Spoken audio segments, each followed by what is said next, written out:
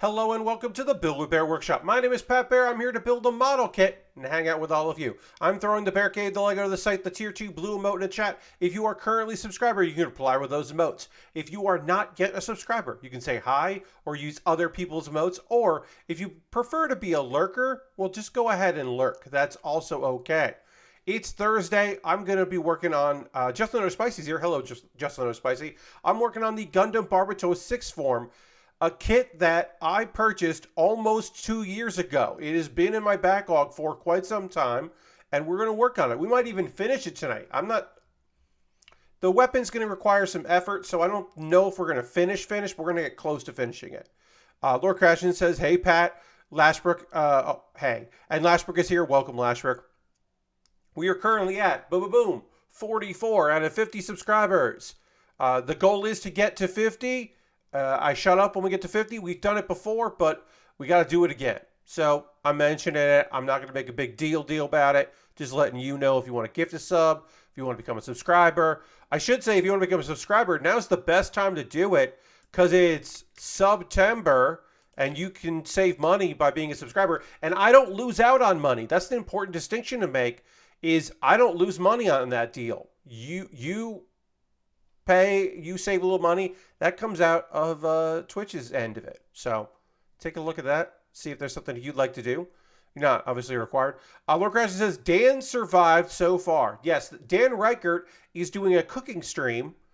And it sounds like it's going very Dan Reichert. He's doing a sponsored cooking stream. One can only assume that HelloFresh is not aware of Dan Reichert. They just look at the numbers. I gotta assume nobody knows the history of Dan Reichert and cooking because that seems like a bad idea. But I haven't watched it, so I can't judge it. I've only gone by some information provided for me about Dan. Lastbrook says, ironically, I am watching Dan cook a nice meal while I'm the one eating Taco Bell. Lastbrook, that is ironic. That is an excellent use of the term to describe what's happening. It is ironic, I do think. But it's not too ironic. Oh God, I can't believe I said that. Anyway, I'm going to retweet my tweet. Going to see if we can get a few more friends to join us tonight. Working on this model kit. And then we're going to get into, okay.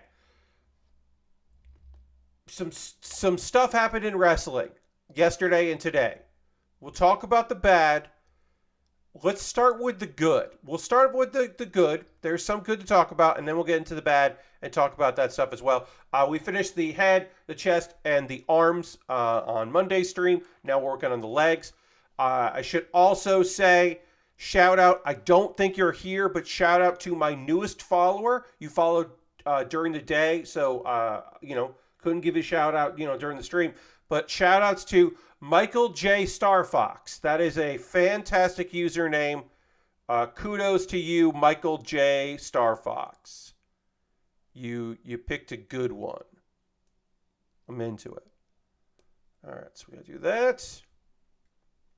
So working on the legs, and I want to start with the good in wrestling, as I said. There's some good to talk about here. And the best thing really to talk about is that Eddie Kingston is a double champion. He is the new Ring of Honor World Champion. And he is also, he remains, what was the other one? Wait. What was his other belt? It's belt versus belt. Oh, he's the New Japan, I forget the full name. The IWGP Strong title. Yeah, it's a strong title. So yeah, Eddie won in a great match with Claudio. It was really good, really fun. It was a great start to the night. This is last night at Grand Slam, which is a big arena show in Flushing, Queens, New York.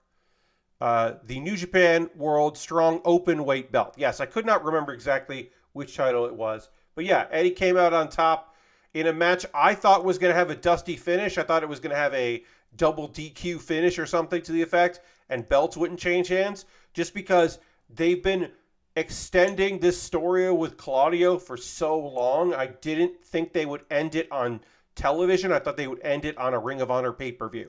They didn't. They finished the fight on TV, and that's excellent for everyone, including Eddie Kingston, who now has 2 titles.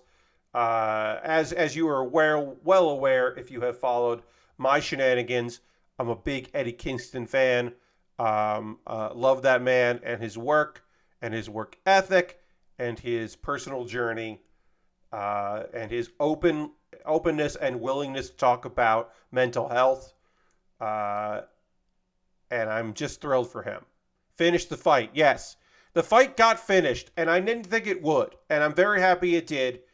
I don't know what this means for Eddie in Ring of Honor. I hope it doesn't take him off television, because certainly Claudio still made appearances on television, but he's part of a faction, so I hope this isn't it for Eddie for a while on AEW television. Yes, he did end it with a power bomb, as Kawada wanted.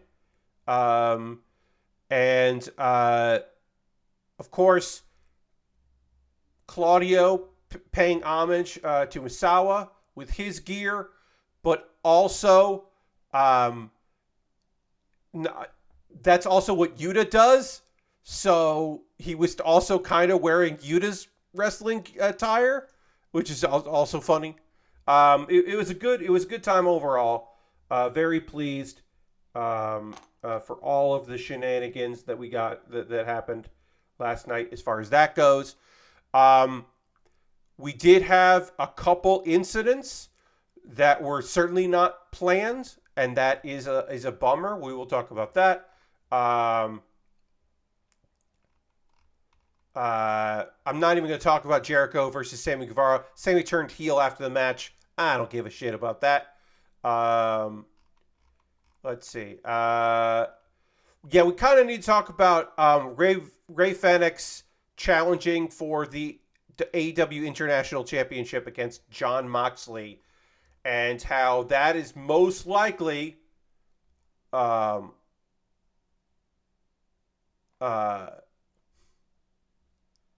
on purpose. So, conflicting reports about when it happened. There was a concussion scare. We don't know the full details. They haven't made press releases or anything like that. It is believed that there was that at some point Jon Moxley got rocked and started feeling bad and made the decision to switch the finish to put Ray Fenix over and make Ray the new champion. Possibly just because he didn't think he could do, a finish that way. Also possibly because he thought he might be out for a while and didn't want to win the belt and then have an interim. The referee, Rick Knox, seemingly didn't understand, didn't hear the communication from Moxley, because Moxley didn't kick out and Rick Knox did what he's supposed to do. So there's 2 schools of thought in this. 1, referee treats it like it's real. 2, referee does what referee is supposed to do, even if the referee looks like they're making a mistake or fucking up or going into business for themselves. The referee does what's on the dotted line. Most wrestling organizations go with the second one, because the first one, treat it like it's real, do it, call it down the middle. That doesn't fly with wrestling promotions. They want you to call it, they want you to do what you're supposed to do, even if, because sometimes, like in this case, sometimes wrestlers get a little loopy. They get a little out there. They kind of lose focus a little bit. And you're supposed to do what you're told and what you're, So to him, Moxley's supposed to kick out there. Moxley doesn't kick out there. Moxley's late. Rick Knox not been told at any point. Then you can kind of hear it. You can hear Moxley swear at Rick Knox, which could just be him. It could be, part of the story. It could just be like we don't know. So then it happens again.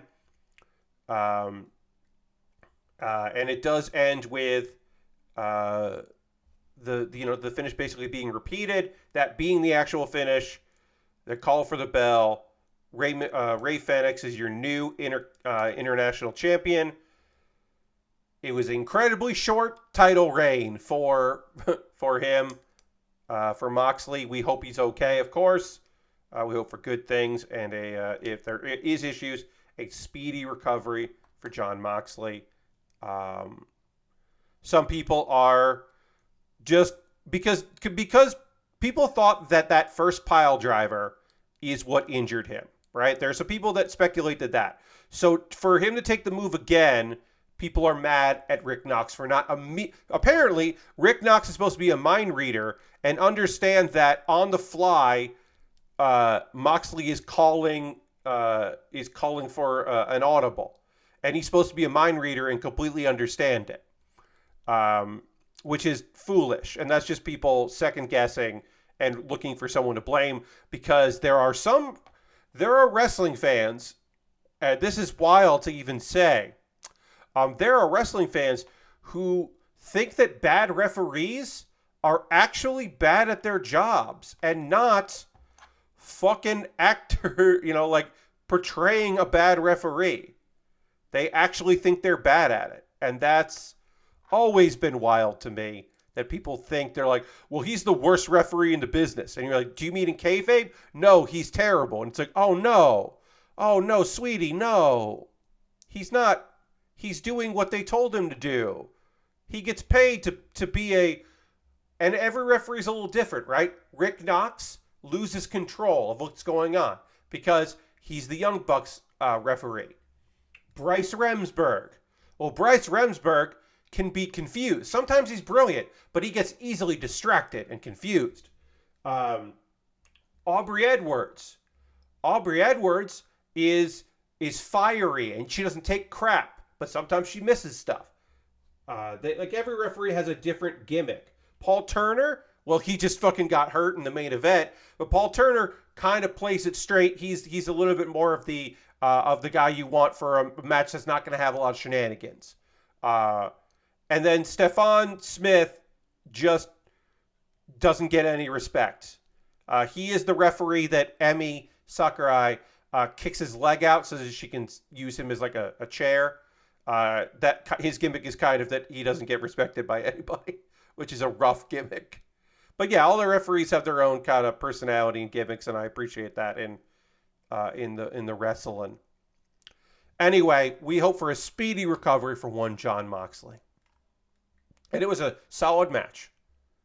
Saraya versus Saraya, the champion, the AEW Women's World Champion, versus Toni Storm. I did not think that Toni was going to win this one. I don't know if this is the end of the story. I have to imagine it's not.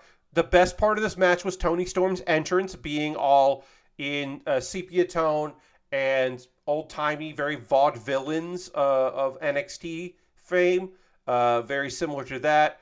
Just very good, playing to the high highs of the character, playing up this whole persona that she's got going. This wonderful character development in Toni Storm. I thought it was excellent. I think she did great. Saraya's best match in AEW, which isn't saying a lot because Saraya has not been fantastic. She's been good enough. She hasn't been anywhere near how she was, and that's okay because she had a life-threatening injury and she retired from wrestling. So the fact that she's doing anything is great. I don't know if that makes sense for her to be the world champion still. I don't think she's right now, as far as right now, she's not on Wrestle Dream, although it would be neat if she was. But I imagine she's going to lose the belt at some point. It makes sense that she would lose the belt. This title run, I think, should be short. That's my opinion. One could even imagine a world where Mercedes Moné, when she is cleared to wrestle, could be a challenger. That could happen. Who knows? Again, she has not signed with AEW, but it looks like she will. Storm I thought was great. MJF versus Samoa Joe. There was a lot of good bits tonight. I hope Paul Turner's okay.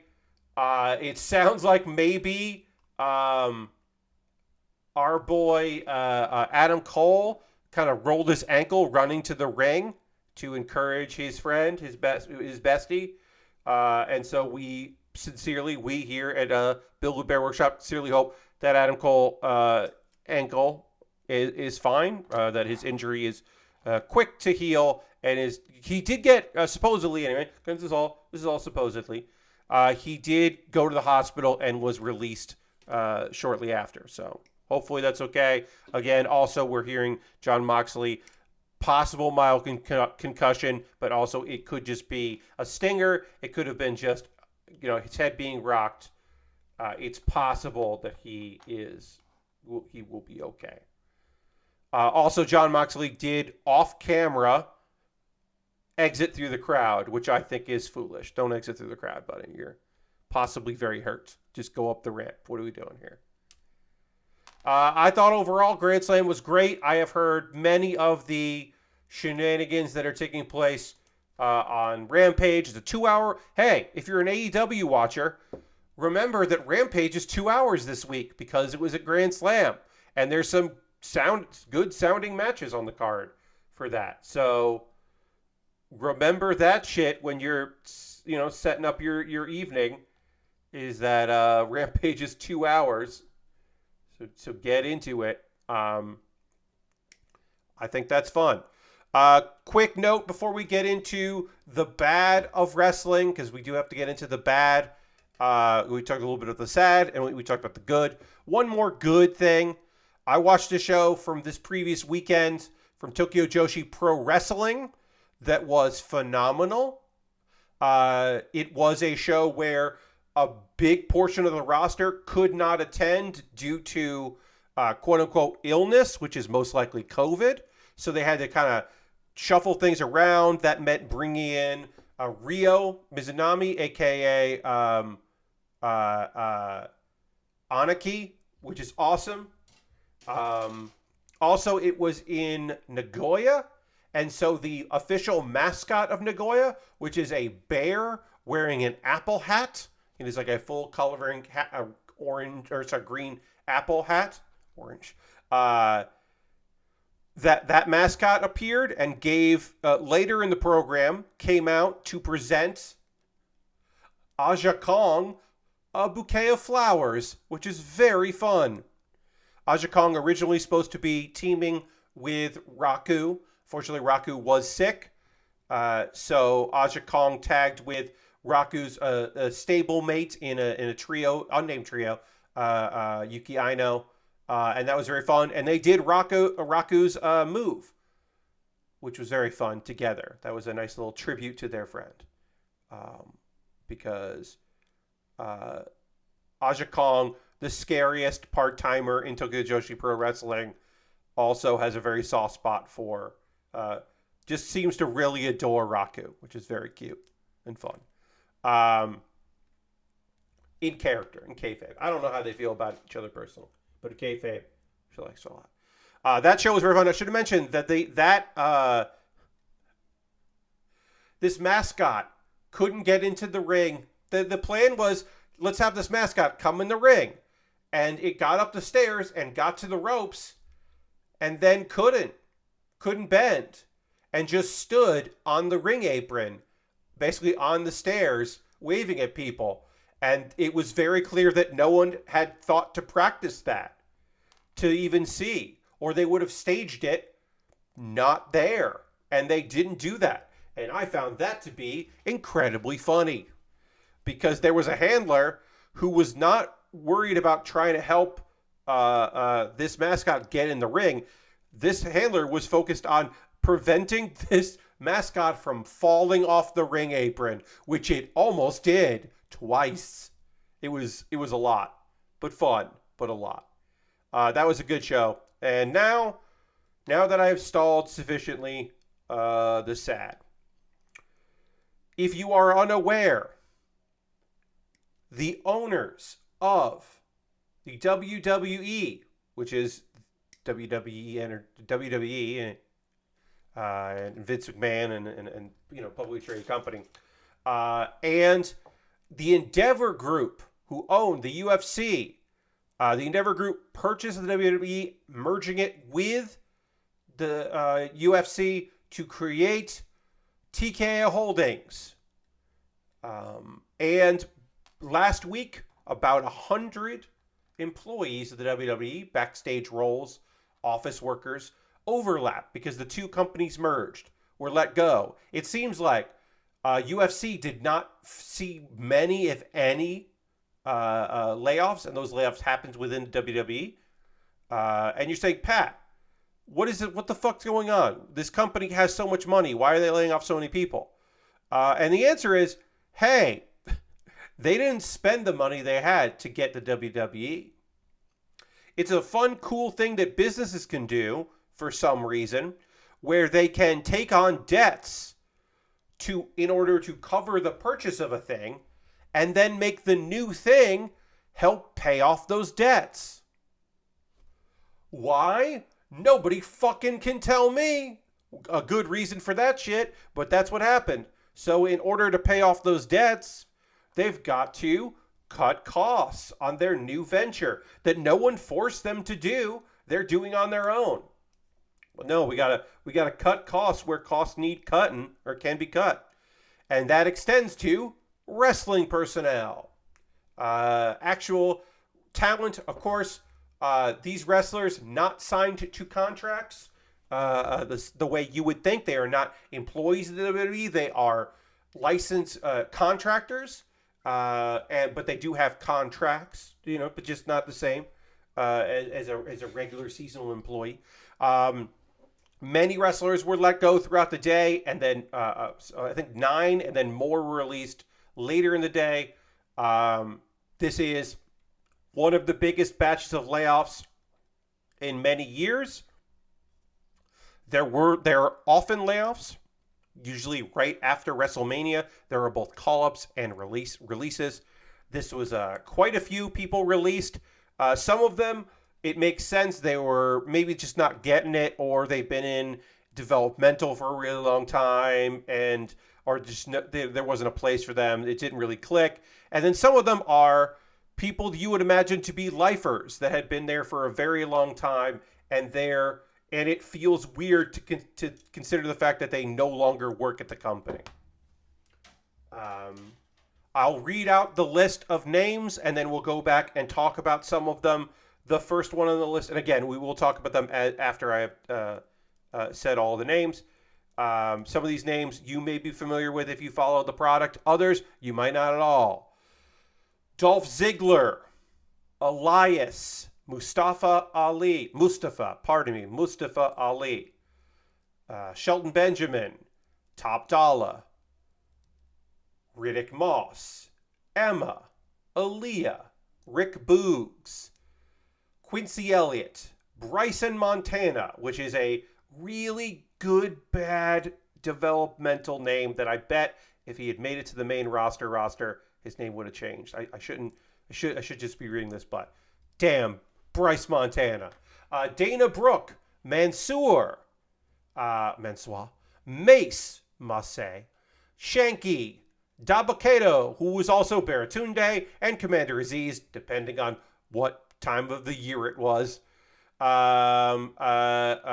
Lucia Leo, Daniel MacArthur, Kevin Ventura Cortez, and Alexis Gray. Now again, some of those names I'm not even familiar with, and I kind of know what's going on in NXT. Some of those people were still in developmental, the Performance Center. Some of them were on the Coconut Loop, the House Circuit Loop for NXT, and some of them were NXT talent as well. It is a mix, and of course there were people that had been on television for many years. As Lord Crashton mentions, John Cena yelled out that Dolph had over 1,500 matches in WWE. Dolph Ziggler had been there for a very long time. Dolph, I tweeted about this. Dolph had performed at our big summer event, SummerSlam Mania, for UCBW, the comedy show about wrestling that we did for a few years.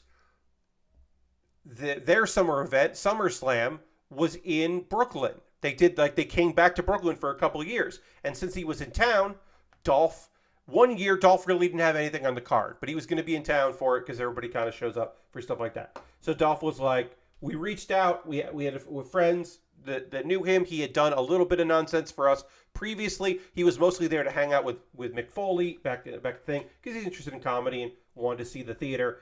And so we had his contact info. We asked him if he wanted to do something.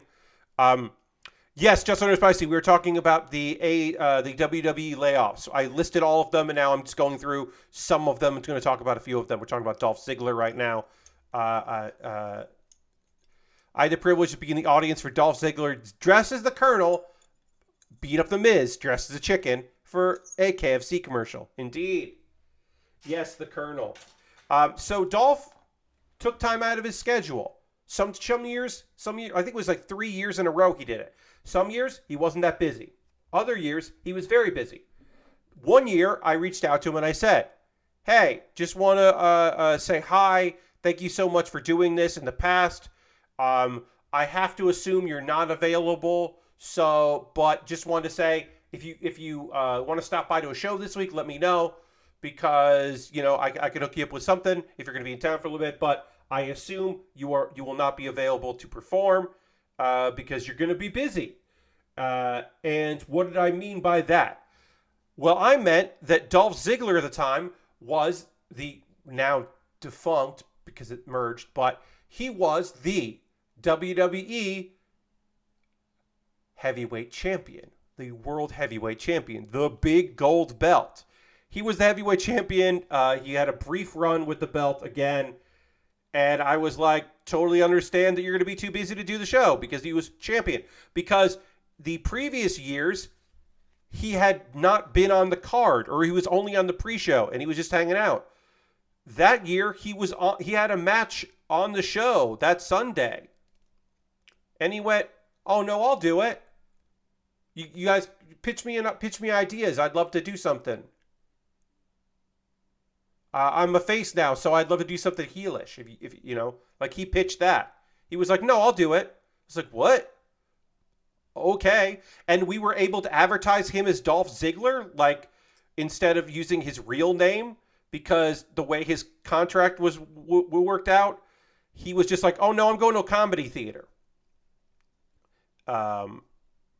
Years prior to doing that, a couple years before that, when Mick Foley had his show, he was the U.S. champion, and he was not allowed to take part in Mick's show. This was before Mick started touring. This was when he was just figuring it out. He was not allowed to perform in that show, specifically because he was the U.S. champion, and they might want to use him for something. Turns out they did not use him for anything, but they needed him to be available. So they were like, hey, you can't do that show, which is understandable and okay, and I was not mad about it. I was a little miffed at the time. But that meant that he talked to Vince McMahon about the UCB theater. So at some point, for however long, Vince McMahon knew what we were doing and who we were, which is a weird thing to say. Anyway, Dolph has been good to us. I hope he's okay. I know he'll be fine. There exists the possibility that who knows? He might be done wrestling because he hasn't really wrestled that much this year. He loves comedy and he loves hosting some wrestling-themed comedy shows. He and his brother host a show. I could see AEW wanting him, and we'll know when his 90 days are up. Some people will be on 30-day contracts. Some will be on 90. He will be on a 90-day contract of a no-compete.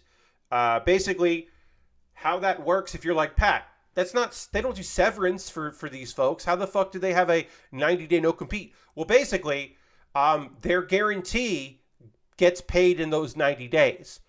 They are released from their contract with the understanding that they are being paid out for 90 days before they can appear somewhere else. I remember Adam Cole, when he got bumped up from his NXT contract to his WWE, it didn't include that. And so he was able to wrestle way earlier than other people would have. And now I think they make sure that shit doesn't happen again because that They were they were unpleasantly surprised by that shenanigans. That makes a lot of sense for these independent contractors. Indeed, Lord Crashington, because you're saying to yourself, well, they wouldn't be offered severance. How the fuck do these no competes work? It works like that. You're being paid out for those days. You are still technically an employee, and you're basically just being paid out your guarantee. You're just not there. It's still shitty. Still shitty. Don't get me wrong. I'm not saying it's good or thank you WWE or any of that shit. Anyway, Dolph, I could see Dolph never wrestling again. I could see him showing up because AEW loves brother tag teams.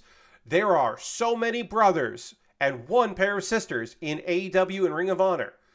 In Ring of Honor, you've got the boys who are twins, and you also have the Renegade sisters who are not twins. They're sisters though. But the boys are brothers, self-evidently.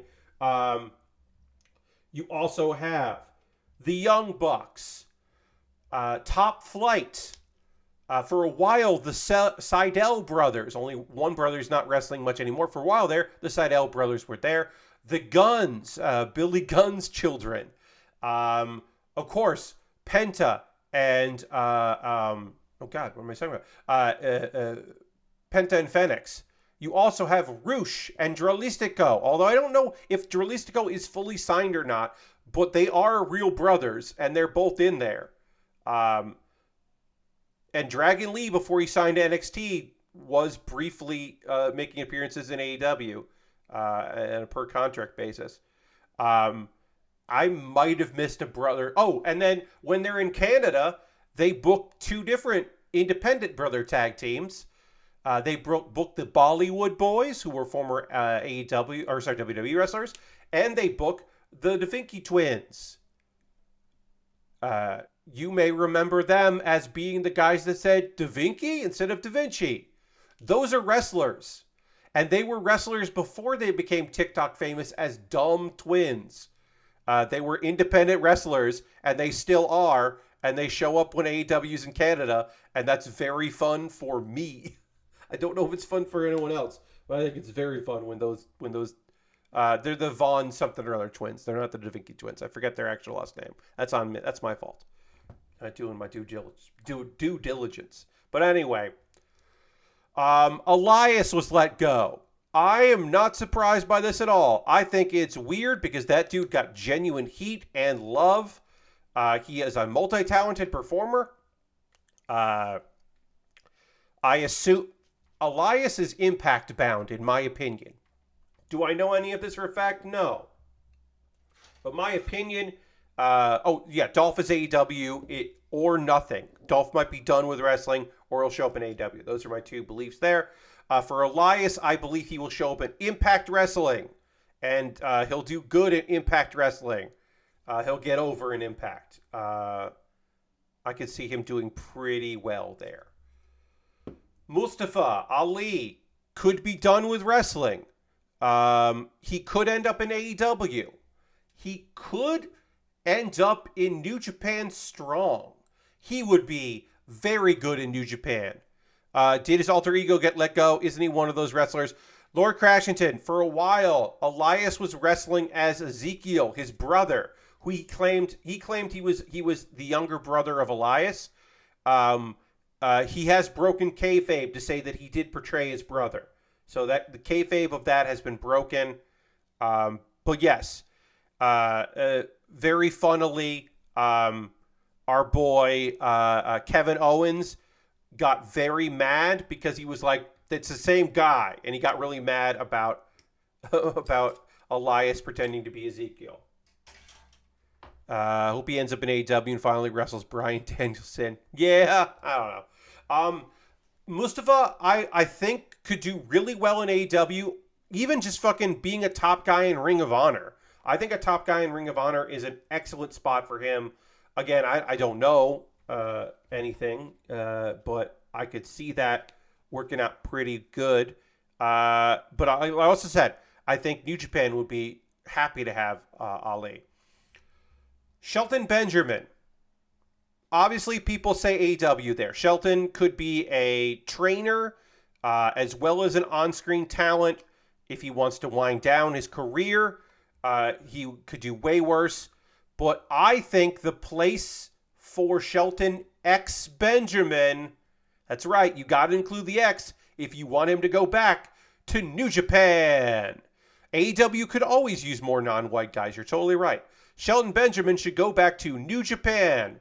Specifically, he should be a part-timer in Japan and a part-timer in their U.S. tours, New Japan Strong, and also work out of the LA dojo training the next generation, because holy shit, Shelton Benjamin is an excellent trainer and coach. Put him in New Japan again. Shelton X Benjamin fucking kicked ass. I think he would do so well there again, and it would be such a good place for him.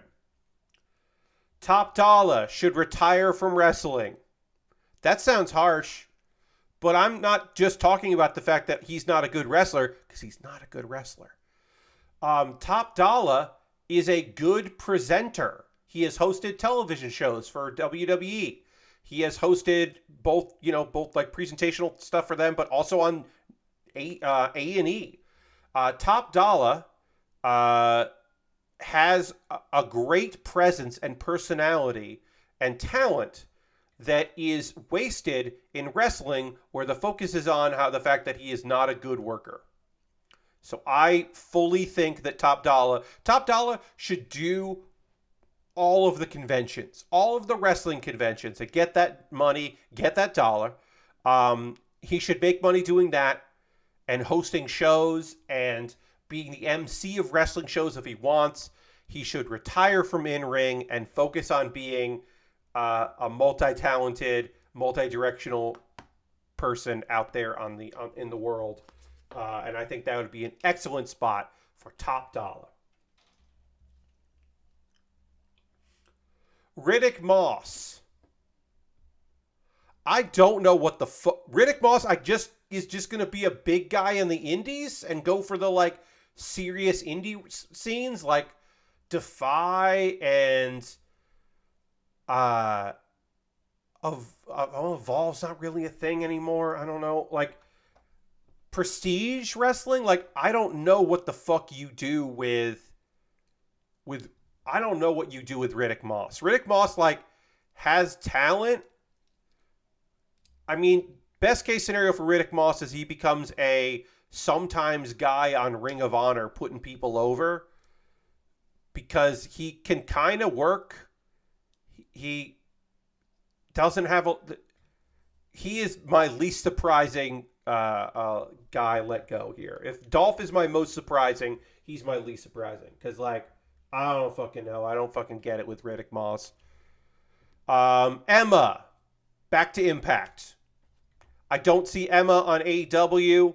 I don't think she brings much to that table. I think a return to Impact makes a lot of sense for her, especially because Impact is willing to go out of their way to make sure a visa happens for international talent. And I don't know if Emma is a naturalized citizen yet or is still an Australian citizen.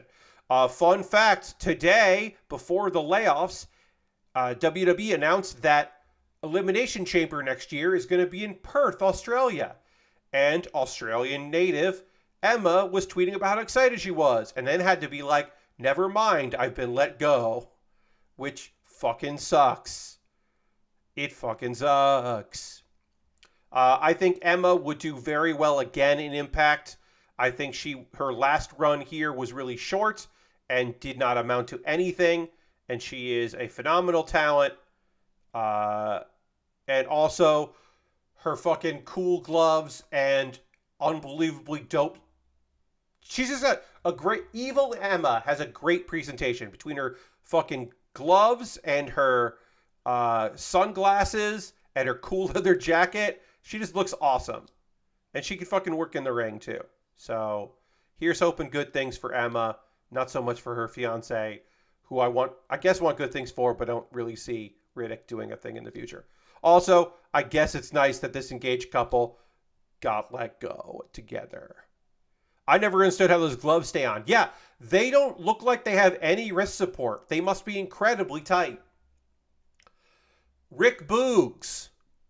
Oh, Rick Boogs. He got so fucking hurt. Rick Boogs, commercial actor, wrestling guy who's fine in the ring, very strong, weird, cool look, can fucking play the guitar. His shoot name, Eric Bugenhagen, is fucking awesome. Rick Boogs has a really good real name. And you're like, well, Pat, where the fuck does Rick Boogs go? Does he go to AEW? That doesn't seem quite right. Maybe Ring of Honor? No, you're short-sighted. He goes to Impact Wrestling to become the new sidekick of Joe Hendry. Joe Hendry's current sidekick is going back to New Japan. He is in need of a sidekick. Rick Boogs can play out. They could do incredibly good bits because Joe Hendry is the master of social media and doing funny videos. Rick Boogs would be a natural fit there. They would be a fantastic tag team. It would be an unbelievably good spot for Rick Boogs. And he can fucking go. Impact Wrestling's Rick Boogs. Because I just don't see him going anywhere else.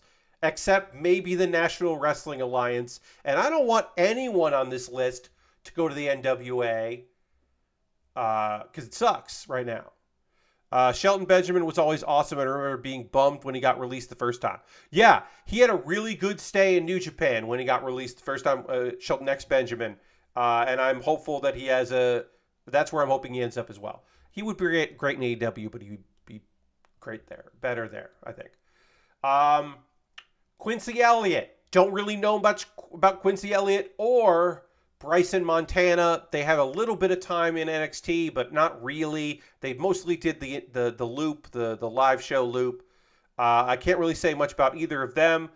I could see either of them showing up to be squashed on Ring of Honor. Because they're young and, Florida-based probably. Dana Brooke. I personally hope that good things happen for Dana Brooke. Because Dana Brooke tries very hard. Dana Brooke was constantly trying to get better on the mic and in the ring and be available. And it's very clear from people talking backstage in her own accounts, but also said people talking backstage. Elimination Chamber is in a 50,000 stadium in my hometown. I don't watch WWE anymore, and I don't like Elimination Chamber or stadium shows, but should I go? Izuna, I would say it's probably going to be a fucking really fun spectacle. Like, Elimination Chamber is probably not the best match to watch, but it's not the only match on the card, and there will be other fun, cool things. There's going to be other matches besides Elimination Chamber, which I bet isn't fun to watch live because of the cage setup. But I think that could still be very cool. Back to Dana Brooke, if I might. So Dana, I want good things for her outside of professional wrestling, because the thing is, Dana is not a good wrestler. She got called up too early. She struggled on the main roster. She struggled to find a place for herself. She would have some stuff, and then it didn't work out. And she was always trying very hard. She's a fitness model, and she'll probably do more stuff with fitness. I think a mostly safer work, slightly like not nude or anything, but like a bikini or lingerie OnlyFans, because I have no problem with independent wrestlers, and I guess some AEW wrestlers like doing that shit. Like, do whatever you want to do. Fuck it. Make that money. She would do very well in that respect. She would do incredibly well because she's gorgeous and used to doing fitness stuff. And there are people very into that shit. So I think she should do that and focus on that and focus on other things that are not professional wrestling, because I don't think she's a good professional wrestler. I just don't think she ever really got it. But she's a sweetheart. I met her in person. I met her when Ziggler, one year when Ziggler came to do our show. They were hanging out, and she came by and she watched the show. She had a great time. She's so small. You know how every wrestler is fucking huge, and you don't know that every wrestler is big? Like, you don't know that, right? Like, when you see Matt Cardona on the indie scene, you're like, damn, what the fuck? When did Zack Ryder get huge? He always was that big, but he wasn't on the indie scene. Same thing, Dolph Ziggler. You're going to be like, damn, Dolph's like fucking packing muscle. You didn't know. Dana Brooke is fucking short. Dana Brooke is really short. I mean, she's got guns. This was obviously a few years ago that I met her. But even then, I was like, damn, all right. But she is short. And I think life outside wrestling will suit her just fine. I'm going to put these two together. Mansoor and Mace, a.k.a. Mace, a.k.a. Dio Madden. Former ring announcer Dio Madden, who then became Mace and then went by Mace and Mansoor. They're streaming tonight. They are currently, I don't know if they wrapped up, but for a little bit there, they were my competition on here on Twitch. The Great Otaku, Dio, will have a bunch of cool shit lined up for himself. Brennan will do very well for himself. He says he's keeping the Up, Down, Down championship. I assume that's in jest. And I don't think he's keeping that hostage. I think he will find success out there and do many cool things.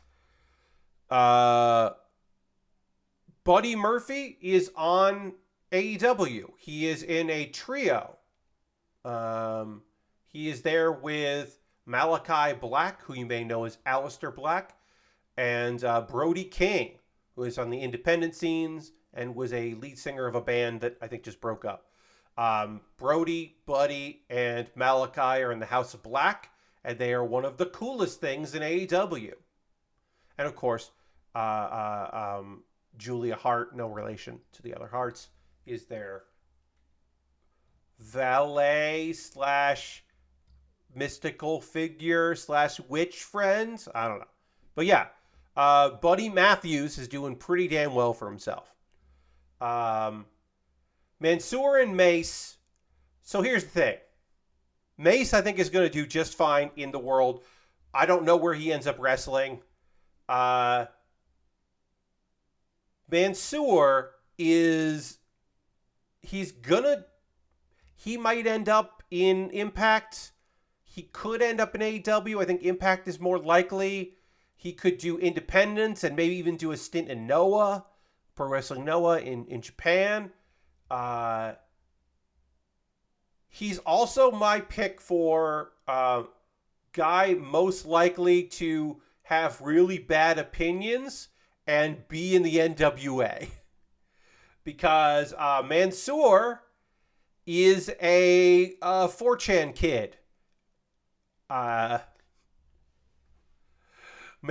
Hey, remember when...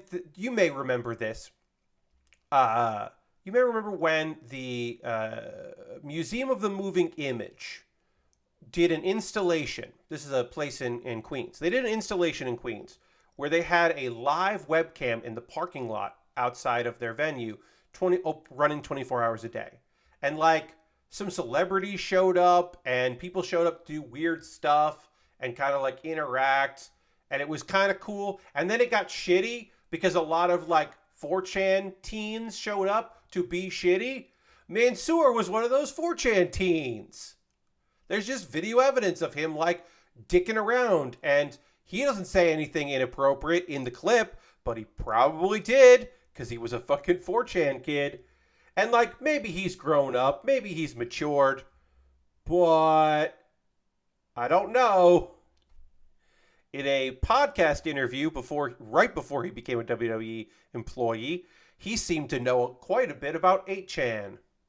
So I don't fucking know about Mansoor. Again, if he shows up at NWA, wouldn't be surprised. Shanky, What's gonna fucking happen to Shanky? That man can fucking dance. He's a decent worker, big man. What does he do? I think that Shanky opens up a wrestling school in India because India, to make a generalized statement, is fucking really hot for wrestling. In fact, that's where he came into the wrestling business, was of course at the Great Khali School. Great Khali has a wrestling promotion and school, and that is where Shanky was trained. So I could see him following in those footsteps, opening up his own school. Maybe as a WWE filler, like trying to getting some people ready to perhaps move to the international stage. I don't really see a world where Shanky ends up in an American company, but I think him opening up a school and using his name there will be real good for him. Dabba-Kato, Baratunde, Commander Aziz. I don't fucking know. I don't know shit about that dude. That dude has been on the main roster for a couple years under a couple different gimmicks, and I never fucking could understand what he was supposed to be and what he was supposed to be doing. I got no fucking idea if that guy is going to end up anywhere doing anything. I have just no concept and no handle on what you even fucking do with Dabba-Kato. Like, I just don't know what anyone would expect for him next. The other names on this list are all NXT talent, either on roster. I believe Kevin Ventura Cortez, I think, and Daniel MacArthur, I think, were only Performance Center, so they hadn't made it to the roster. I don't even know if either of those people had matches like in live events, the NXT, like Coconut Loop, the live event tour they do in Florida. I don't even know if he had any shows there, any experience. Those folks, some of them will hit the indies. It's time to hit the indies. If you like, if you didn't get a name established in the WWE, but you have that, I was trained at the Performance Center by these people, or I was on NXT Level Up with these people. It can get you in the door, and you can start working the indies, start working events, start trying to make that dollar here and there, get a name for yourself. You might find your way back to the WWE. You might find your way to Ring of Honor and work that system. You might find yourself on MLW or any of those other indies. If I was a guy who had or girl or gal, because I don't believe anybody released was non-binary. If I was a guy or a gal in this situation, I would be reaching out to indies of all shapes and sizes, being like, hey, if you want to say you have former WWE talent on your show, that is not a lie. Book me if you want. Like, reaching out to a bunch of people and seeing what's up. Oh, I should say, I bet DPW, I bet Deadlock Pro Wrestling brings in Shanky to dance, because they really like Shanky dancing. And it's seemingly unironically they enjoy Shanky. So I could see them wanting to bring Shanky in for like a one spot. Maybe have him wrestle, but most likely just have him come in and dance and have a good time. I could see them doing that. So maybe Shanky gets one gig here in the States. But yeah, it sucks. It fucking sucks. I feel bad. My condolences to all the people that lost their jobs, both last week and this week. There was a weird thing where Adam Pearce wrote something that sounded like a goodbye, but it hasn't been stated that he's been released. He might have just been saying goodbye to, because he was talking about the TV, and the TV, like, thanks for watching, and make sure also thanks for watching. And it was something about like watching TV because Fox is not going to renew their contract with SmackDown in October of next year. So in October of next year, SmackDown moves to USA. And USA is most likely not going to renew Raw. So USA is going to switch to SmackDown. Who gets Raw? I don't know. It sounded like Amazon Prime wanted SmackDown. Maybe they want Raw. Who knows? So next year I won't have to watch Fox. And that sounds fucking rad. Because I don't like watching Fox if I don't have to. Fucking suck shit. So happy to not watch the Fox Corporation in any way, shape, or form. That sounds great for me. So I don't know. Maybe Adam Pearce got released, but it sounded weird. It sounded like a not sure about that one situation. So we'll see. All right, I gotta get what's going on here. Did I put this on backwards? I may have put this kit together a little fucked up because it's not coming together right. So we're going to separate this portion to see if I put this together wrong. We'll take a pause for the calls in a moment or two, talk about other ways you can support the channel. Also, while we're talking about layoffs quickly, I don't have much to say here. A bunch of people, Crystal Dynamics, got laid off. Embracer Group continues to reverse embrace people, to unembrace them. It sounds like PR, project management, 2D art, and video editing. And a bunch of people, the communications director. It sounds like 10 employees have lost their jobs there. So they continue the layoffs. It will happen. And then also Beamdog. A bunch of people, 26 employees from Beamdog. Beamdog recently put out the game Myth Force, sounds like. Embracer owns a PR firm, so it makes sense the PR people would be like, oh, yes, Lord Crashington. It has been stated numerous times, and I think it is worth repeating, that many of these layoffs, should is the wrong word. Many of these layoffs were expected to happen when those companies got acquired. And they didn't happen when those companies got acquired because in a completely odd choice, Embracer Group just bought, they were putting people in their Embrace and then not messing with anything. They weren't doing any, like, no restructuring, no laying off, whatever. Like, companies had, like, the companies came in with their own PR intact and their own QA and all this other stuff. The stuff you would expect to get laid off because of quote unquote redundancy. They didn't. They just kept people intact, which was very fucking weird at the time. And everyone thought that was weird as shit, because it is weird as shit. But now it's like, oh, okay, well, now that now that there are repercussions for that. Whoops. Oh no.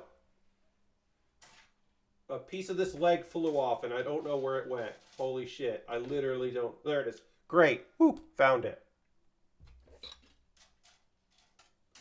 So yeah, lots of layoffs coming.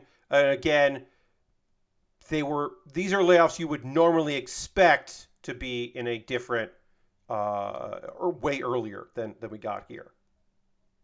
Okay, so now that seems right. I don't know why this is being weird, but it is being weird. Okay, got it connected. I don't know. I had to disconnect. I had to like take apart part of that just to get that going. I'll put a sticker on here, then we'll take a pause for the cause, talk about ways you can support the channel and all that, and then we'll get back to building and working on these legs, and then talk about some anime.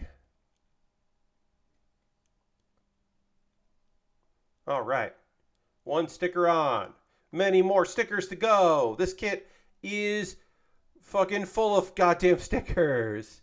Not all of the stickers on here will be used. I don't believe. I think some of these stickers are optional stickers, or they're like for a different version of this kit or whatever. So some of these stickers we won't use, but we're going to use a lot of them. But right now, what we're going to do is take a pause for the cause. I'm going to talk about ways you, that's right, you can support what I do here. Everything I'm about to tell you is optional. You don't have to do any of these things, but if you would like to do these things, you're more than welcome to.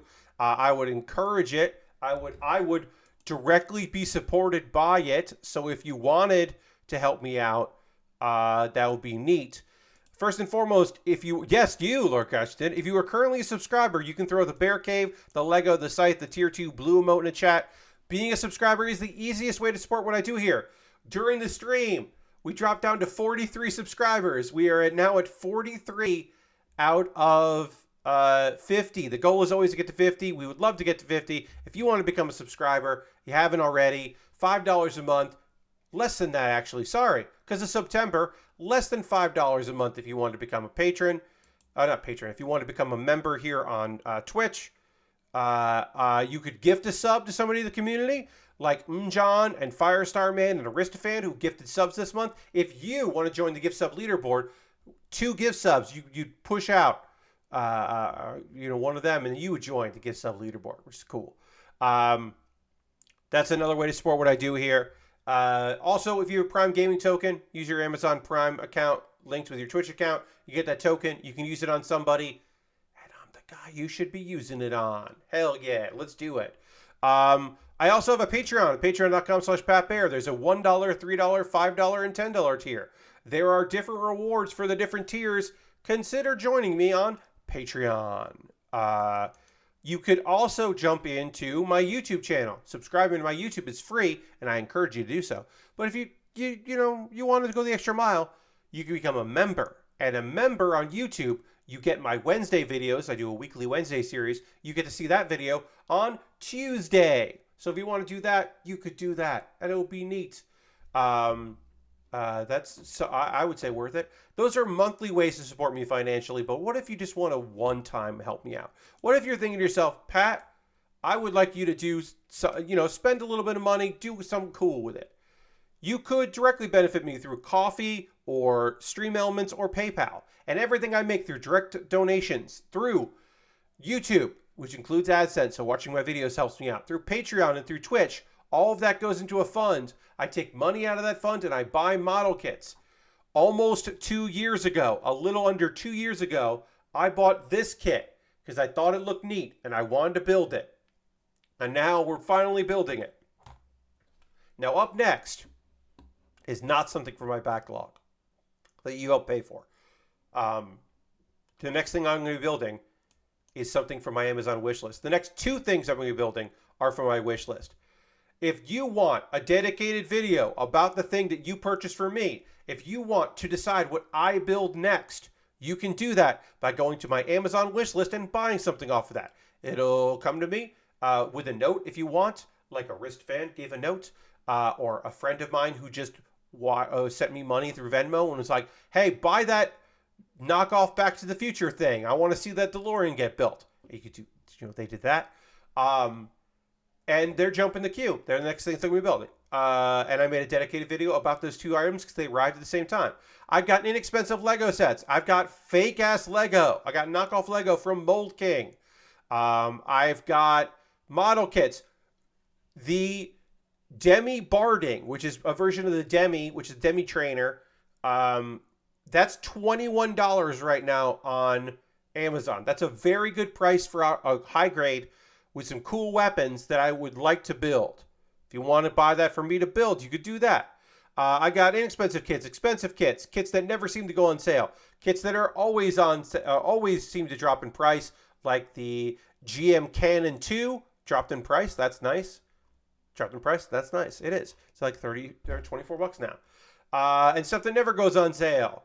And also some gear, because it's always nice to have some gear and some gear options. If you just want to help me out, but you're not sure what to purchase, you could do that through Amazon. The next 2 things I'll be building are that. I have a knockoff Lego set from UFOI. And then I'll be building a model kit from Witch from Mercury that came in the mail from Aristofan, which is very kind. My alternatives to Amazon, because some people just like, I do not want to fucking buy shit on Amazon, Pat, and I get it. I understand. I totally understand your choice. I respect it. I have a Throne wish list. They're a good little company. And then you can always go to USA Gundam Store, buy a gift card. Go to USA Gundam Store, get a gift card there. They send you an email with the gift card code. You then send me that gift card code through a DM on Twitter, because my DMs are open, or a whisper on Twitch. Send me that code. I will then, of course, I'll use that to buy something on USA Gundam Store to build, and it'll be fun. So those are all the ways to support me that involve money. You could always just join my Discord if you wanted to. My Discord is always welcome for you to come hang out at the link provided. Also in the show description here on the YouTube channel. If you're watching the VOD on Twitch, click over to the chat and take a look there. A couple video links for you to check out. Even though on Tuesday I recorded the latest episode of Pat Baer's Anime Club, don't fucking worry. I got another one. Even though that one's not going to be on my YouTube channel for a while, I've got a video that's currently up there that you could watch if you missed it from the last episode of Pat Baer's Anime Club, where I talk about manga that I wish had an anime adaptation, and in some instances I talk about why it doesn't. And then Baerly Rehearsed is an ongoing video series where every week I do my best to write and perform a comedy piece that I have rehearsed at least barely. This week is a good one. If you didn't watch it, please check it out. It presupposes a world where I am someone with responsibilities who has to go into a Zoom meeting in this room. It was based on a joke a friend of mine was joking around and said, Pat, imagine if you had an important business meeting and then they asked about your wall of Gunpla boxes and the Gunpla on your bed, and you had to explain that. And I was like, that's a funny idea. I'll write a character that is dealing with that. So I wrote that character. I think it turned out pretty great. So check that out. I think it's pretty funny. All right, we're now going to talk about some anime, and then we'll talk about some video game stuff and all of that. And before we get into that, I'm going to have a big old glass of water, and we'll dramatically transition to the overhead camera. All right, now.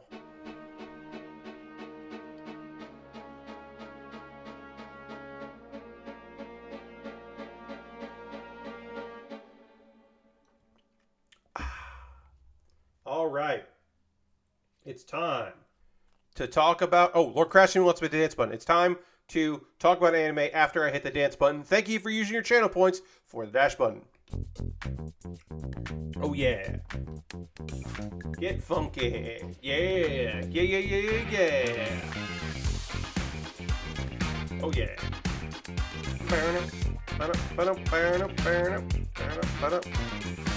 Oh, yeah. Barrel. That is a funky fucking song. I enjoy it quite a bit. All right, we'll get this put together and then we'll work on some stickers here. Oops, I did not update that list. Holy shit, I didn't do it. My Nightbot commands. Oh no. All right, so I forgot to update the Nightbot command from the previous stream. That's on me, so I will just do it manually. I can't believe I didn't do that. So here are the shows we'll be talking about. Reborn is a vending machine. I now wander the dungeon. The Great Cleric and Helck. Live show, folks. Indeed. I forgot to update my Nightbot. I have to update that every stream, and sometimes I fucking forget to do it. So, we'll talk about Reborn 100. Not Reborn 100. Reborn is a vending machine. I now wander the dungeon. This is the 12th and final episode of the first season. I say first season because it's been announced there's a season 2 coming.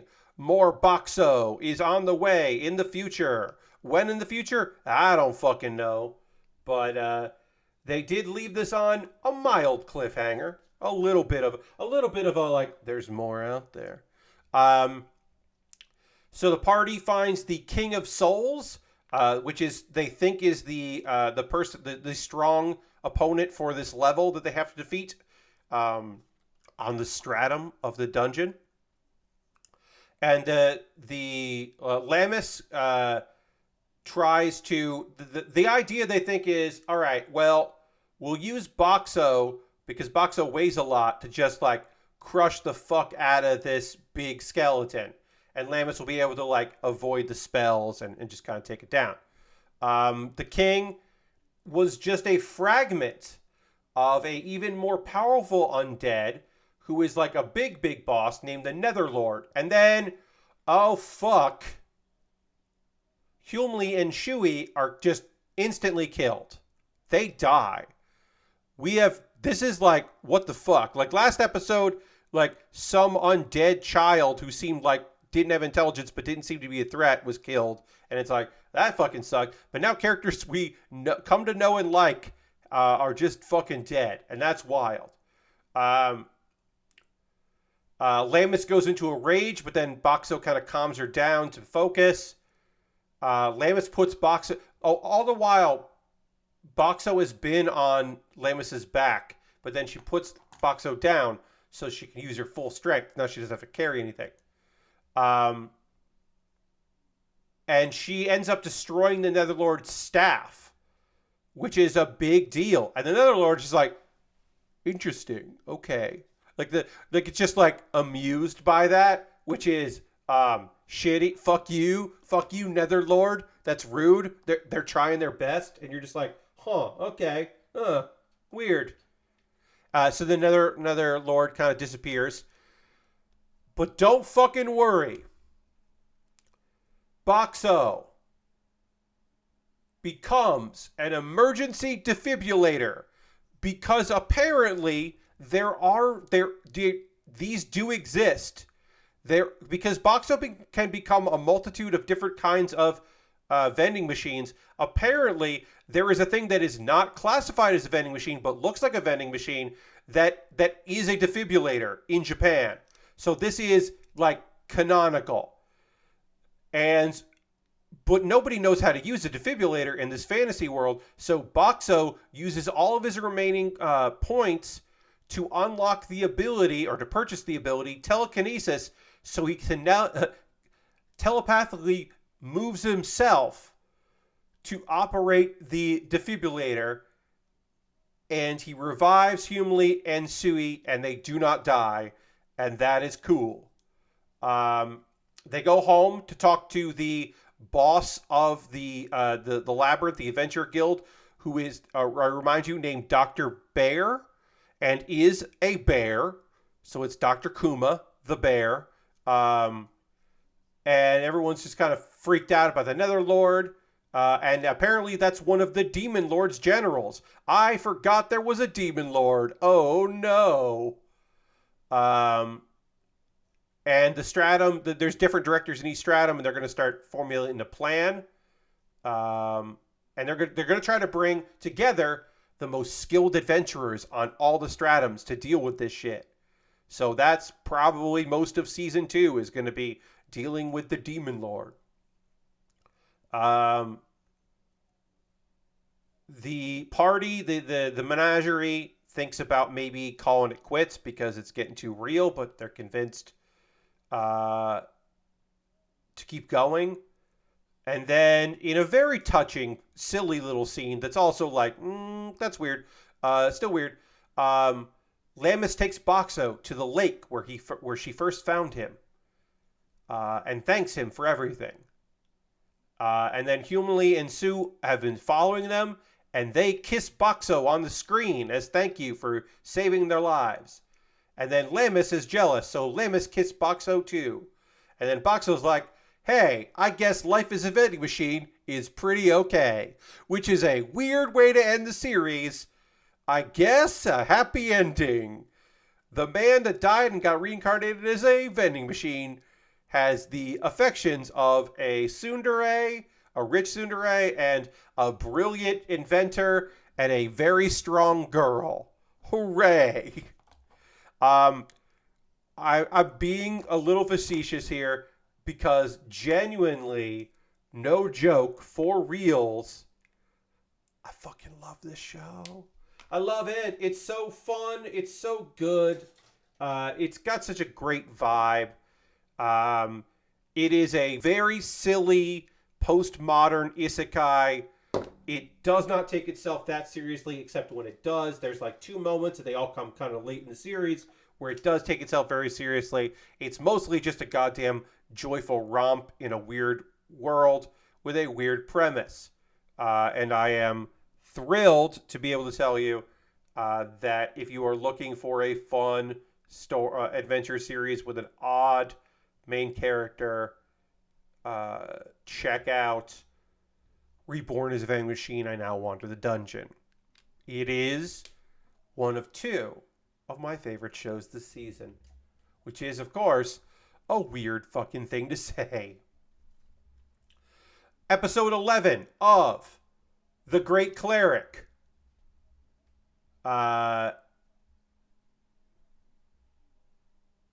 Okay, so Lucille, our main guy, who has vowed to defeat. He's going to fucking finally finish this labyrinth, solve the labyrinth, which he now fully, and once he does that, he's going to stop taking Substance X so he can get his sex drive back, because this thing that has given him all these abilities and helped him grow and strengthen him comes with a cost, and he now knows what that cost is, and he doesn't like the cost. So, but he's still taking it right now. He gets to level 40, and he hesitates before going into the boss. He doesn't feel like he's prepared for the level 40 boss encounter. Brief interaction with Sheila, who is a mute cat folk girl. There are cat folks. There's a whole thing with the cat folks, and he ends up helping them out and kind of sends them on their way. This will be important for a season 2 that I don't think is coming. Sheila, I don't think you mentioned Sheila if you aren't going to do more of this, but I also don't think they're going to do more of this, so I don't know why we bothered. Anyway, Sheila's a good little cat girl. Monica and Nanala are there. They are the people that he has had a deep fondness for, and he was unable to talk to them, and they could be the ladies who are getting married, because 2 of the receptionists are apparently getting married, and maybe it's the girls that he's had a crush on, that he seemed to be vibing with. They're not though. Also, yeah, Sheila needs help, and everything's cool there. He helps all the sick slum dwellers. Monica and Nalia are not getting married, and apparently the guild master, our guy, has not been passing messages back and forth. He's been supposed to be passing the messages. So, he was like, oh, well, why'd you stop writing me? Like, why'd you stop writing us? It was all big Mr. Understanding. Let's see. Lucille has spent 3 days with the 2 of them before they have to return home, which is really nice. We don't see a lot of that. We see a little bit of it. Let's see. Sheila's father, the cat girl's father, negotiates with the Pope and about opening a healers guild in the town, in the area they're from, which could happen. Lucille discovers that Sheila has damaged vocal cords from a childhood accident and casts a healing spell that he's not sure if it would work, but there's not going to be a problem if it doesn't. And maybe she'll be able to do that. There is a pretty decent fight between him and Lumina, where he he's doing some training with the Paladins, or the Valkyries, and so a good little fight scene between the 2 of them. Duel. He has to train with them. He trains for 6 months, and then he fights another White, which is a Knight Templar who used to lead the Paladins. And the duel lasts 7 days. He survives by having the Substance X kind of warded off, and it's a long, prolonged fight that we don't see much of, but we know it took a long time. And he gets a spell book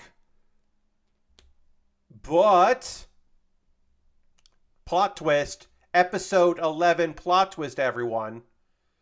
The door back up is locked. After you beat the 40th floor, you can't return to the surface. So Lucille has to press on to get to the 50th floor, which was the final floor. So we're going to see a lot of that in the last episode. I thought this episode was fucking fine. Again, the whole thing with Sheila is weird unless there's going to be a season 2, because from the manga anyway, it's deep into... there's a lot of manga before they get reunited. They do get reunited in the manga, but it takes a long ass time before we get there. And I just don't think this show. I don't think this show is going to get renewed. If it does, I hope it gets animated better. I hope they get a bigger budget, because it looks like ass. It's not Gohan's level of bad.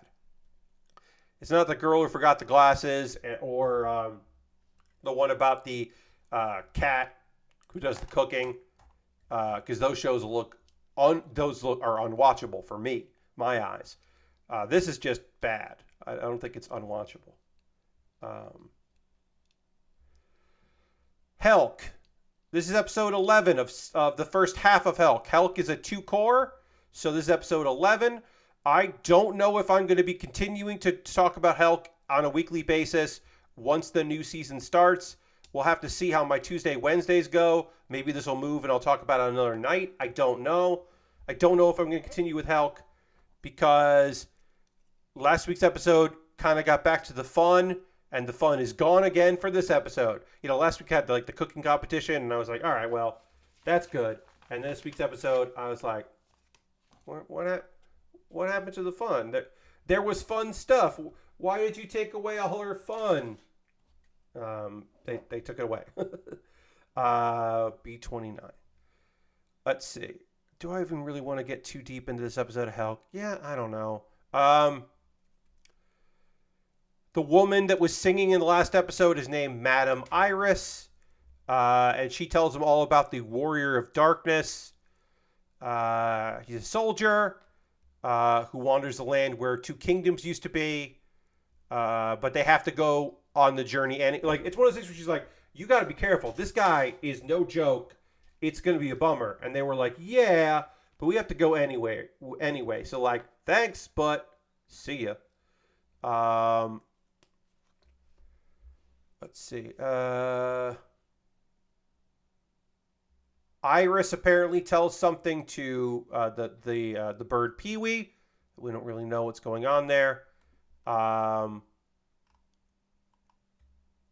They find the Warrior of Darkness. And this is the first time ever in the total quantity of the series. Again, I'm not going to get too deep into it, I don't think. Helck is in fucking trouble in this fight. This fight Helck needs Vermilio's help in this. Helck needs help. And that's new. That is a new bit of business. Also, we find out Helck can heal himself. He's got healing ability, which he has not needed in this series before. So that's, I think, kind of interesting, but not super interesting, but it's kind of fun. Anyway, there's a Hex of Darkness. They got boosted with the game of monsters, but it also led to all their destruction. Apparently at one point when they're fighting, that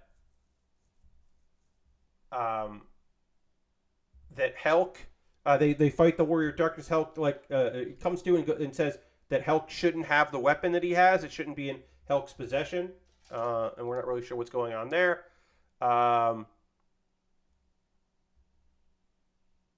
And he gives Helck his sword, and the warrior warns Helck that it comes with a curse. So he's like, "Hey, use this sword. It's cursed," which is like, okay, I guess. So that was the best fight of the show, I think. And then they asked them to sing the song that they were singing. Iris thanks them. And Iris was apparently someone from the Warriors past. and the warrior's fucking sister. He thinks like, oh, that's someone I tried to save. Like he doesn't really have the memories for it. But it's like, yeah, Iris's brother was the warrior of darkness. And we learned his name is August. And they leave them. And they are, for whatever reason,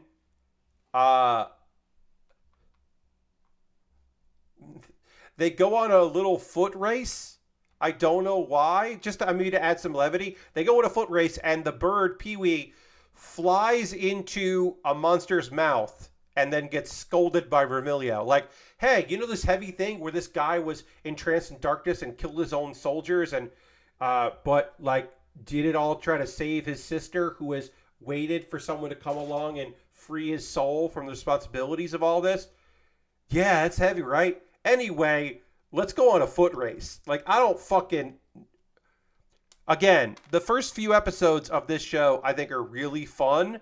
And then it kind of just gets bogged down in seriousness and, like, loses me. It just loses me. I have become less and less interested with every episode of this. Again, I think I'll probably finish it on my own, but I don't know if I'm going to finish it like week to week, depending on the new season. I haven't really paid attention to what shows come out on Tuesday, Wednesday, Thursday, because of course, that's important for me as far as chatting with all of you. Like, I kind of need to know what comes out on what days. Like, my Friday, Saturday shows to talk about on Saturday. My Sunday, Monday shows to talk about on Monday. My Tuesday, Wednesday, Thursday shows to talk about tonight, as I'm doing right now. And that's all of that. Thank you for putting up with that. Now, I do want to hear from you about what you've been watching, what you've been playing, what you might be enjoying out there. If you've been watching any TV, you've been watching, maybe you watch people stream. Maybe you haven't played any new video games, but you watch people stream. You can also tell me about that. There's shenanigans in Hearthstone. I've been mostly doing that. I restarted. So yeah, put that in chat. Let me know, and we'll chat about all that. I restarted Starfield. I am doing a slightly different build, but mostly I'm just understanding what I want to keep and what I want to get rid of and who I want to talk to. So I'm just like in a better spot to enjoy the game.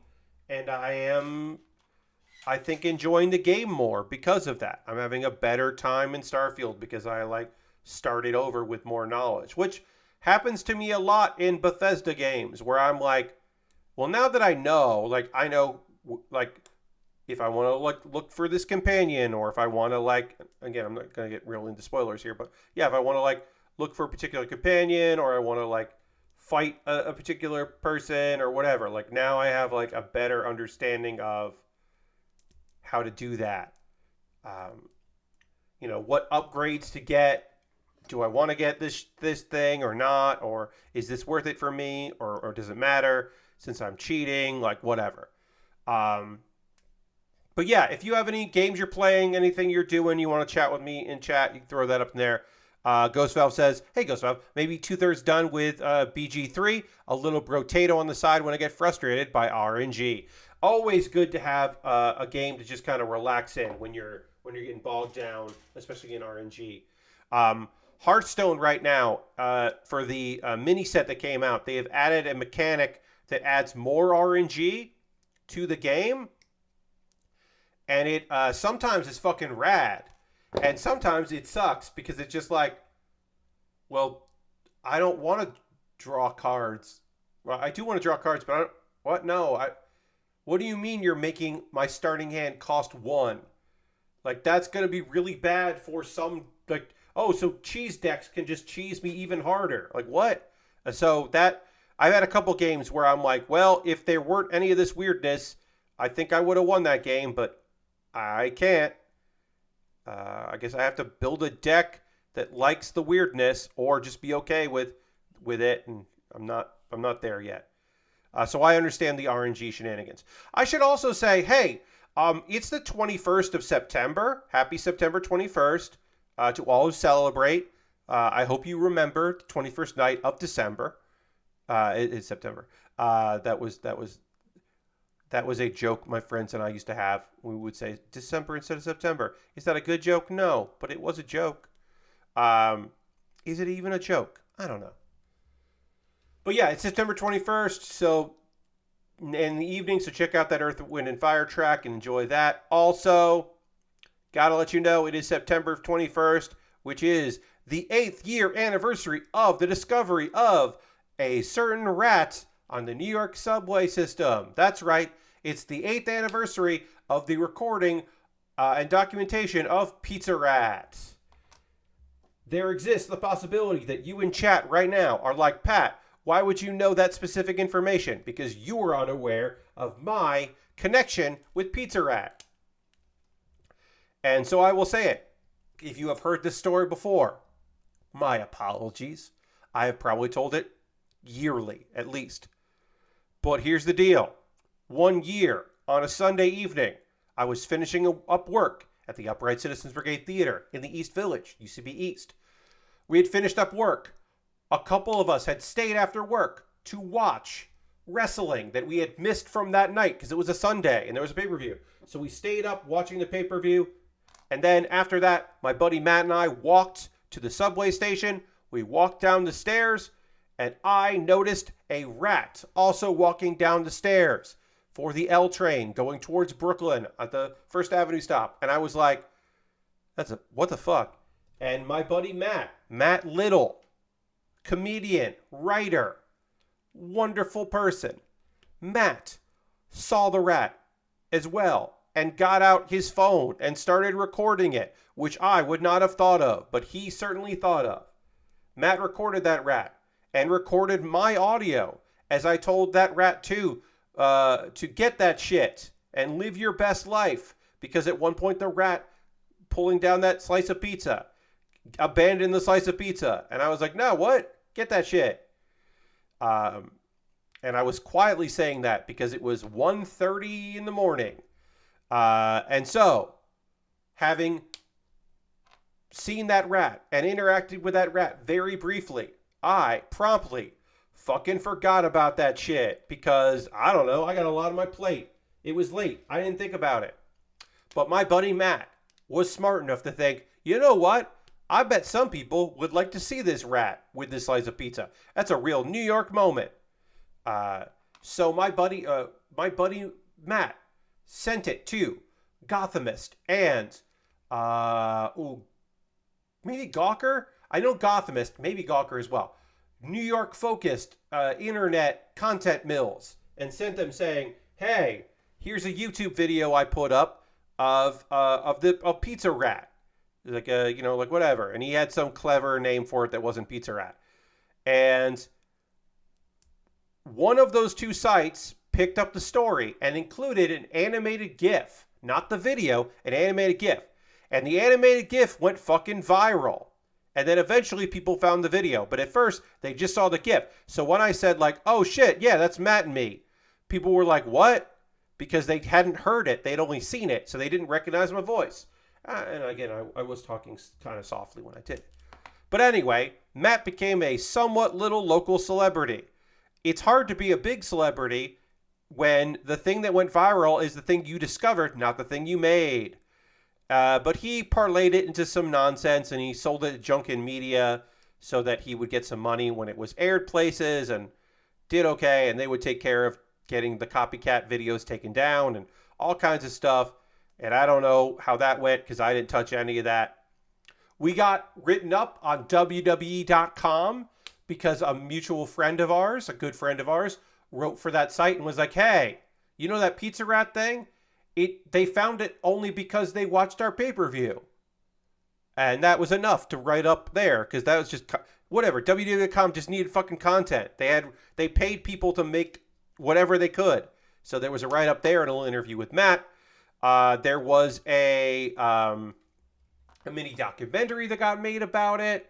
There was a couple podcasts where Matt got interviewed. Of course, I should also say that there was a mystery person who claimed that this was staged. Not that we were liars, maybe they thought we were liars, and maybe they thought we were in on it, but there was somebody that took credit that they trained that rat to do it, and that other rat videos were also there, and I will categorically deny that. I guess there exists a possibility that maybe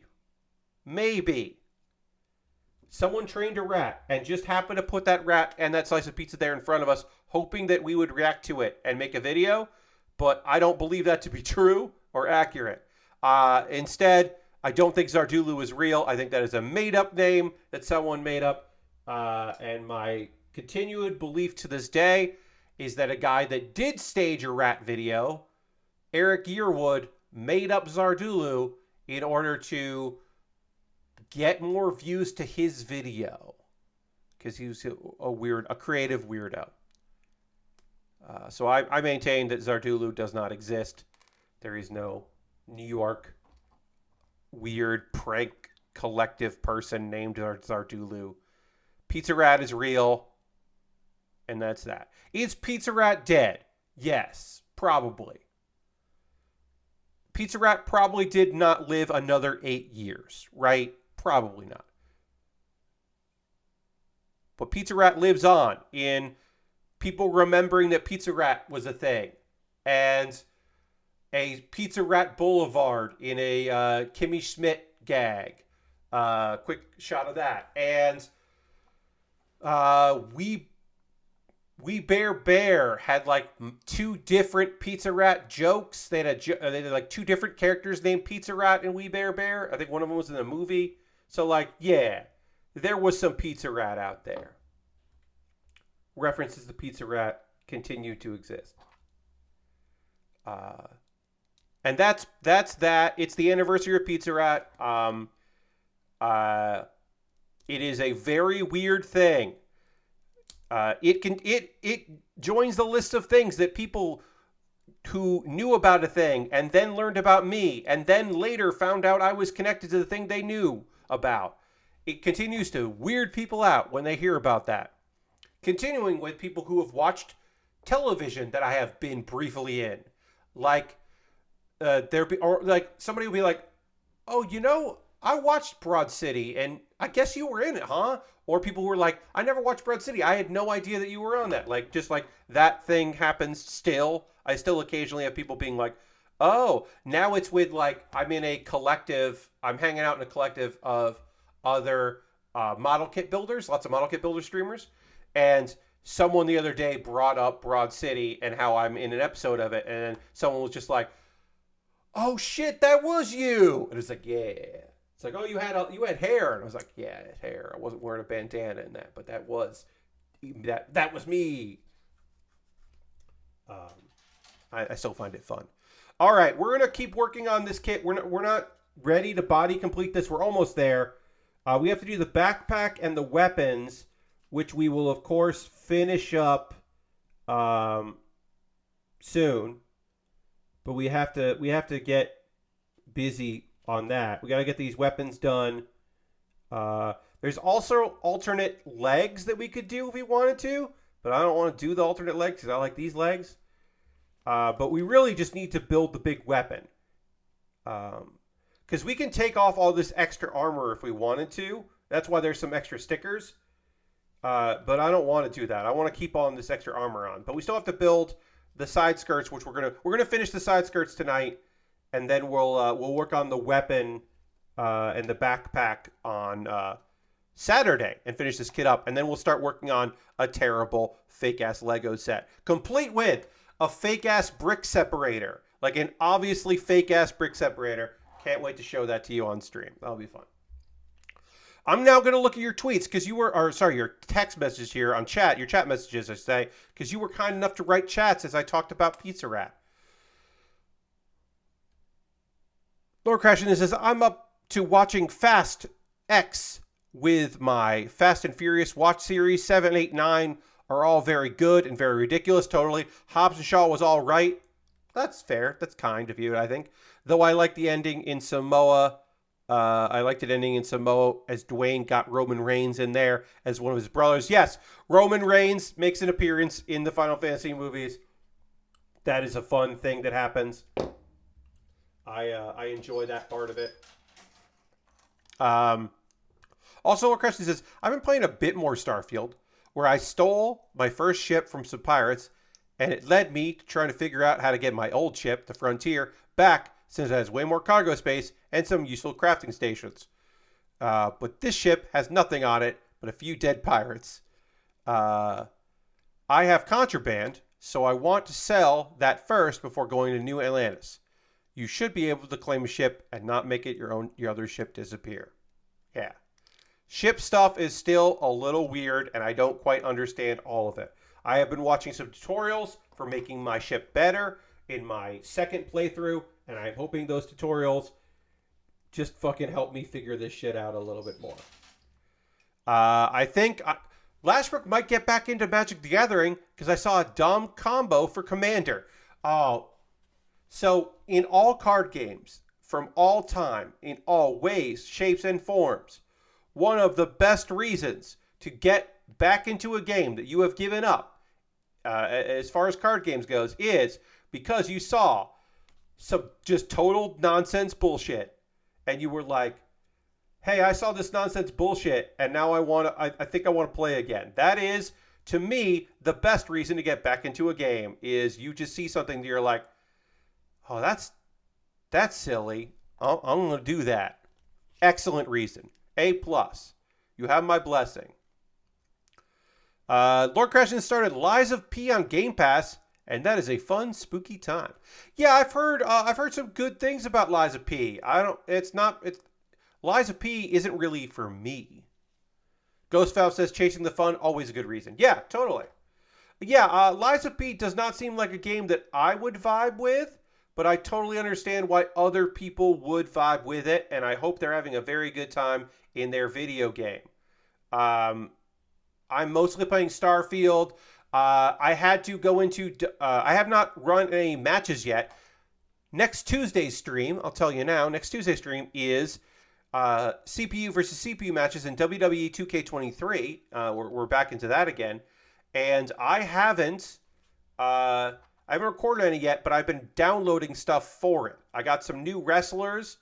Should I tell you about... You know what? Maybe I will tell you about one of these new wrestlers. How about I do that? How about I tell you about a couple I will tease out next Tuesday's stream. And a couple people you might see there. Perhaps you will see a couple superheroes. I'll say that. A couple superheroes will make an appearance there that we have not seen before. These are new characters that look pretty good. Unbelievably good representation of a horror villain. A horror movie villain. An unbelievably good job with a horror movie villain that I was like, God damn. One of the most impressive creator wrestlers I've ever seen. A couple folks from the world of Tokyo Joshi Pro Wrestling. We added a couple new Tokyo Joshi Pro wrestlers. A new design for Suzume, and then one new wrestler that I have not included before. And I have downloaded 2 new locations, 2 new arenas. One is a classic WWE arena that looks really good. And the other is, I'll just tell you, it is the KBS Hall. KBS Hall. It is a somewhat famous hall that DDT Pro Wrestling is running, Tokyo Joshi Pro Wrestling is running. It is, if you've ever seen a photo of Joshi wrestling in a ring, and behind that ring, in the background, is a giant, gorgeous stained glass mural. Someone has recreated that pretty much fucking pitch perfect in WWE 2K23. It is phenomenally well done. It is unbelievably good looking. I cannot wait to check that out and put a match in there. We will have a rematch for Kairi Sane and Mystique, who are the tag champions, versus Shoko Nakajima and Hyper Misao. And remember, the AI fucked up in the arena there, and we did not get conclusive conclusion to that tag table match. So I'm going to put that in a normal arena where hopefully they won't get stuck somewhere weird. We'll have a ladder match with Guitar Man. We'll have the NXT World's World Title will be Wonder Woman versus the Money in the Bank winner, which is Naoto Shirogane from Persona 4. And the NXT Men's Title, Gaston will defend against the Money in the Bank winner, Agent 47. And if Gaston fucking wins this one, I promise you, I will go in and make him bad at the video game. I, as of yet, have not made him bad at the video game. But if he does lose, I will make him worse. Because fuck him. I am tired of him being our champion. But he has a one-on-one with Agent 47, who is pretty good in the game. So maybe Agent 47 can right the wrongs and defeat this jerk. Also, I am going to make Alucard worse, because whoever made Alucard in the game set all his stats. He's basically at 100 strength. He is too fucking good. So I'm going to make Alucard worse. Alucard is our North American champion. And you'll have a match. Let's see. Michelangelo and Raphael will defend their tag team matches. They have won by countout 2 times in a row. So this time, it'll be a false count anywhere match where there are no countouts in a false count anywhere match. And Michelangelo and Raphael will have to definitively win their belts or stop fucking annoying me. One or the other, and that'll be against some WWE wrestlers as a tag team. We need Alucard versus Dracula. Yeah, I don't know if there's a Dracula in there. There's a vampire. I mean, there's Count Von Count is in there. The Count from Sesame Street. Alucard is facing someone really good. When you see who Alucard is wrestling on the stream on Tuesday, you will think, Pat, you did a very good job. You might even put you might give me a round of applause when you see what I have done, who I have chosen to face Alucard for the North American Championship. I think it's real good. That one I am very proud of. I think I'm going to do a Extreme Rules match. But I got a bunch of stuff lined up for it. I got 8 matches. I think they'll be very good. And a return match, as I said. New people taking on Michelangelo and Raphael.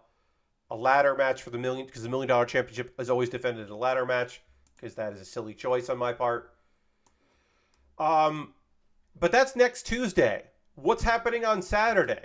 Well, on Saturday, I will finish this kit. I have a weapon to build. I'll spend a good chunk of the stream working on that weapon, and then I'll be working on... I'm not going to do the alt shoulders, because that's where some of these stickers are. Basically, I can take off all this armor... I should say, I can take off this armor and put on different armor. I'm not going to do that. All we have left is the backpack, and we have this big weapon to build. We got to build this big weapon and the backpack. So we're going to finish this kit up on... Yes, the TMT match, Lord Crashington, is going to be a falls count anywhere match. So there are no countouts because falls count anywhere. So you cannot be counted out. It must end in submission or pin anywhere in the arena, and I will use a normal, regular arena, so there's no shenanigans. That's true. But Saturday, I will finish this kit. I am going to start this nonsense, the Return to Future DeLorean building car. I'm going to build this dumb thing. I'm going to get started with that. Thank you to my friend who purchased that for me. Sent me money to my Venmo and said, hey, buy that DeLorean. Buy that fake-ass shit.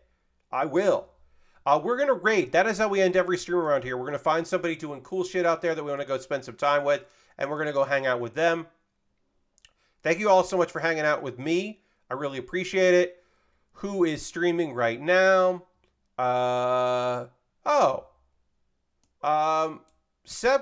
is streaming, and Sebmal is playing Uh, Sebmo is doing a marathon next week, but right now he's apparently playing F-099. And you know what? I haven't really seen people stream this. I've seen a little bit of footage of this game. I've watched like a YouTube video about it, but I have not seen people stream this game. So we're going to go hang out with Sebmal as Sebmal plays, and we can get a little indication of that. Thank you all so much for hanging out. I hope you have a great rest of your evening. I appreciate you spending time with me. Please come. Sebmal is also a mod for Jeff Gersman and a good dude, and did I don't know if still does, but at least did a lot of those like best of Giant Bomb video things. Sebmal is fun. So come along on this raid. I hope you have a great rest of your night. I'll see you on Saturday as we finish the fight on this kit. Goodbye, everybody. Goodbye, goodbye, goodbye, goodbye, goodbye, goodbye.